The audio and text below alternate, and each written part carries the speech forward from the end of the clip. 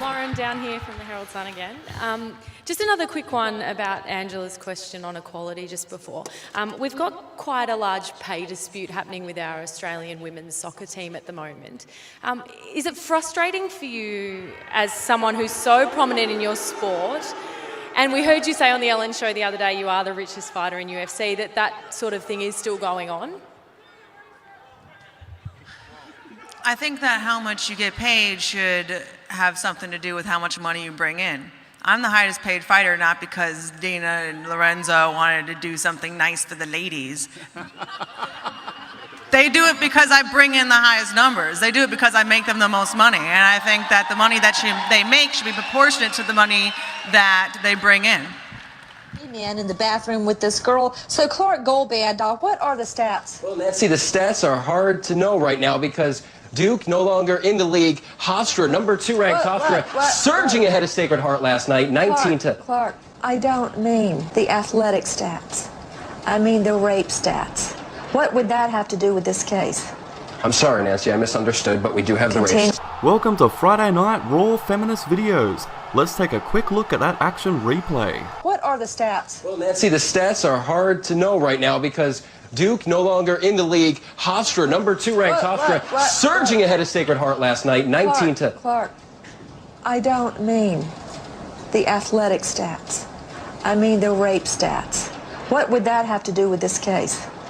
I am the wonder why your son don't need a gun to get respect up on the street. Under the sun, Wait. Excuse me, Stabila. Yeah. Elizabeth, I'm going to see you. Why are you running the bikini commercial? Rosie made me do it. Okay, take it down. Thank you. No, it's still up. Thank you. Continue, Stabila. Yeah, how many times do you have to violate probation? How many times do you apply that lipstick? Your mouth looks like a baboon's ass. Before you finally, somebody takes it seriously. Obviously, I mean, this was not once, this was twice. Part of the problem is, back to you, Elizabeth, in the control room, part of the problem is people like you and others are blinded by celebrity. And you play things like that about her in a swimsuit, wriggling around in the water, and you think somehow because of her beauty, she's going to get... Elizabeth. Okay, take it down. Thank you. No, it's still up. Launched an online search for love. But instead of love, she wound up with something much different. Free dinners, and lots of them. You were able to save something like $1,200 a month. Yeah. Is that true? I'm sure you could really calculate that it was approximately that much money, but I never went into Match.com for money. Horse shit! She chose men with good jobs and never expected to split the bill. He's right. It's the same thing with the feminists. They want everything to be equal, everything. But when the check comes, where are they?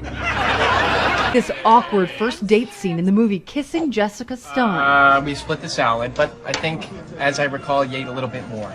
That leaves your portion at $42.73 and mine at $18.14. Beautiful. How many times a week were you going out?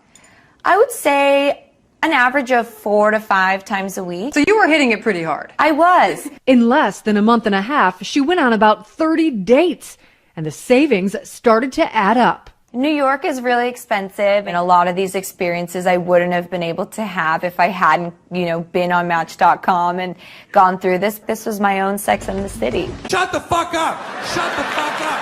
Shut the fuck up! Shut the fuck up!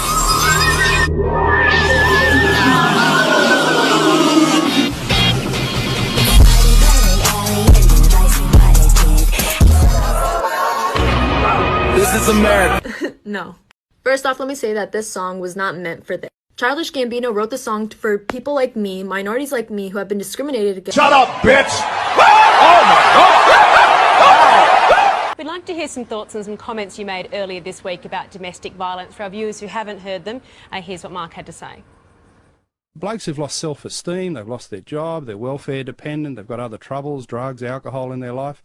It's that loss of self-esteem where I think they use the domestic violence as a coping mechanism to get over all the other crap that they've got in their lives. Obviously this has caused some outrage, Mark. Do you stand by those comments, and do we really need to be making excuses for perpetrators of domestic violence? Well, Eddie, the critics haven't done their research, you see. I was paraphrasing there a very important report in New South Wales from the Coroner's Court, where they look at the domestic violence deaths and produce some conclusions about them. And they talk about a coping mechanism where men living in poverty, underclass circumstances, poor self-esteem, use domestic violence as a macabre, tragic type of coping mechanism. So the critics in this area run on emotion and ideology instead of facts and actually going to read the report. I urge people to read that report. Well, the facts and if you are haven't read it, you're not doing justice to the issue. Turn down for weed!